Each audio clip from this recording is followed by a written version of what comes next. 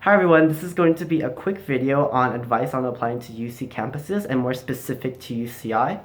All of this information is compiled from both my experience as an applicant and a current college student, as well as having friends in the admissions department who are so kind enough to share just general information and things like that. I also want to give a second shout out to a viewer named Kirsten. She commented 3 months ago requesting for advice on completing applications. So thank you so much for requesting it. It's literally November 9th, and I'm so sorry for the delay, but hopefully this can help.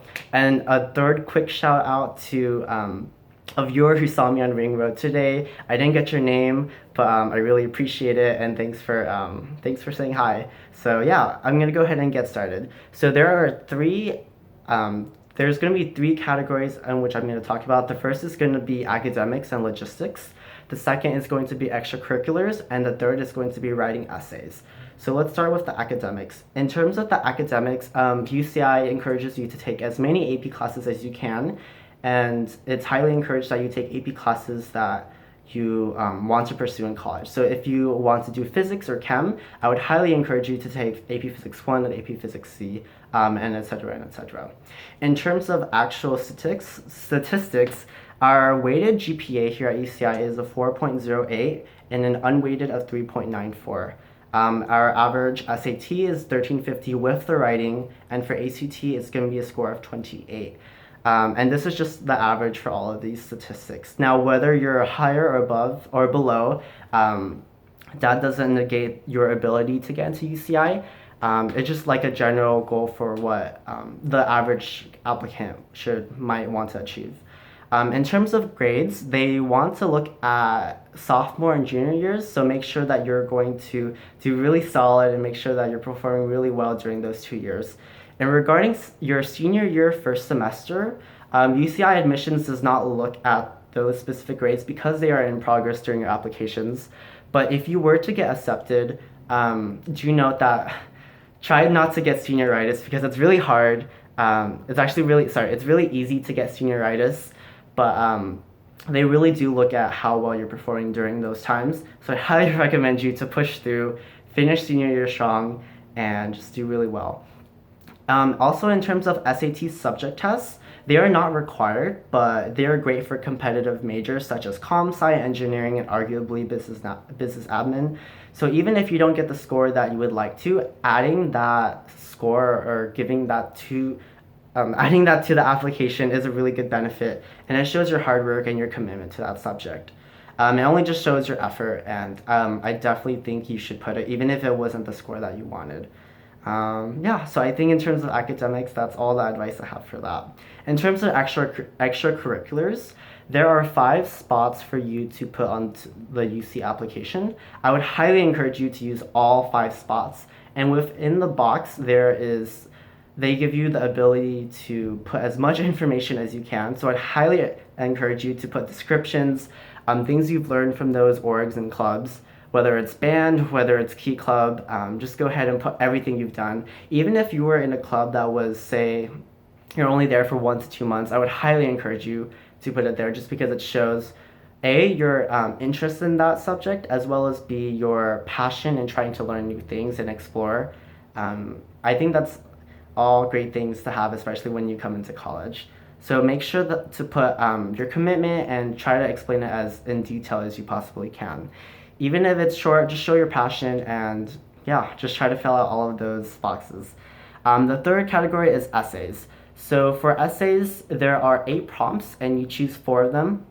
For me personally, I just wanted to share real quick my personal insight question regarding my greatest talent. So I believe that's prompt number 2 or 3. I don't know exactly. But for this prompt specifically, I would highly suggest you to provide a skill that it doesn't have to be cookie cutter or in the box.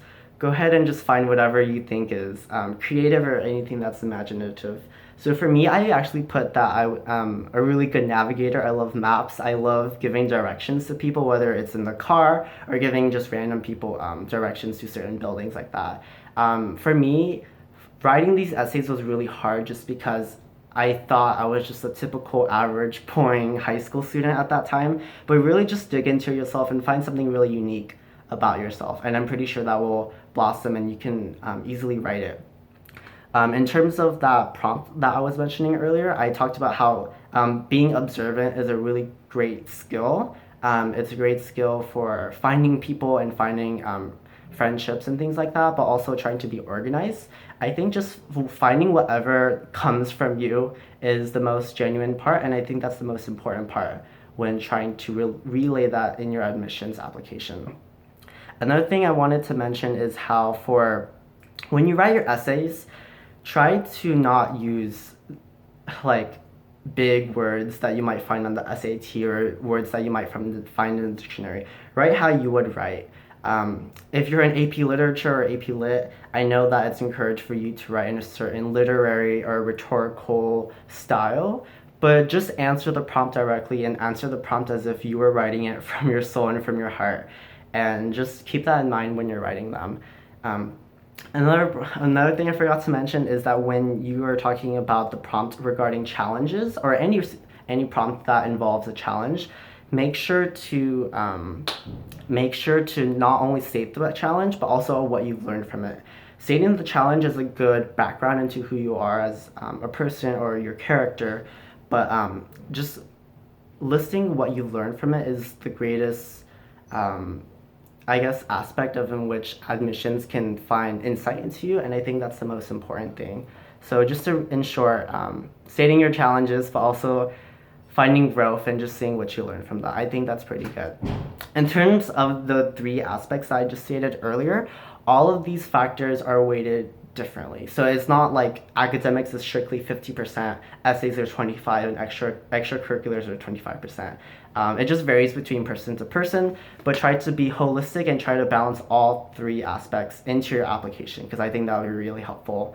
And yeah, in terms of one thing that's kind of unique to UCI, once you get accepted into UCI, we have a summer orientation program called SPOP. And at SPOP, you register for classes, you meet people, you get to live at the resident halls for a night, and it's just a really fun 2-day program. But at SPOP, in specific to switching majors, when you are applying for UCI, UCI is one of the few campuses that lets you switch into a different major at orientation. So for example, if I applied as a poli-sci major into UCI, but throughout senior year, for example, you're talking to high school teachers, you're talking to counselor, you're talking to friends and family. Let's say that you wanted to switch into bio and you just wanted to be a doctor. At UCI orientation, SPOP, you're able to switch into bio directly without having to take the prerequisites to get into the bio program. So I think that's one cool aspect to keep in mind about applying to UCI when just applying for the two majors that you put up onto your application. Just be open to changes, and yeah, I think UCI is a really great school when it comes to accommodating your changes and things that get into the way of life. So I hope this entire video is helpful. I know I only did it in one take, but regardless, good luck on writing those applications, and I hope to keep vlogging in the near future. And yeah, thank you so much for watching, and have a great day, and zat zat.